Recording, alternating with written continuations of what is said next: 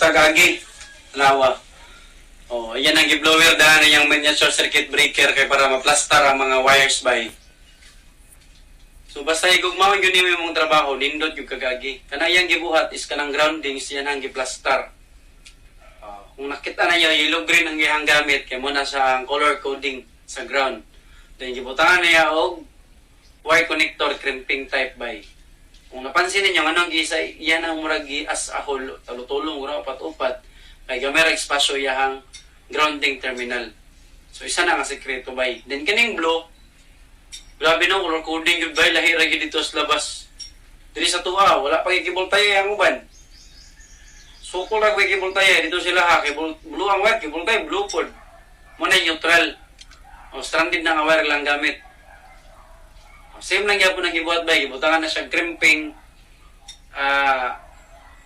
I-crimp siya bay ba? Nasa wire connector nga crimping type. Di ba? Tapos, ang gigamit din ng mga breaker is RCB o ilang main, then single pole ang ilang mga branches. Nga miniature circuit breaker bay. Pag gumana na, ang sa baba, kanang mga pula, muna mga line.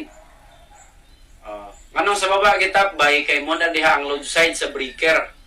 Ang taasan na bay, kay muna siyang line side. Plastado kay pagkatrabaho bay. Ten sa kuha. Okay gini. Yan yung mga trabaho. 10. Safety ang kuna ni bay. Safety ang tag-iyaan eh.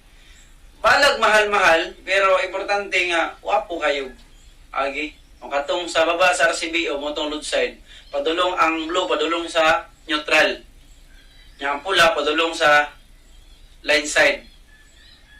Sa taas. Kaya jumperan naman nag-busbar bay. Speaking of busbar, kanang puti nga lang iyang ibutang rin mo na busbar, tawagan na busbar. Ano, mo na busbar. O diba?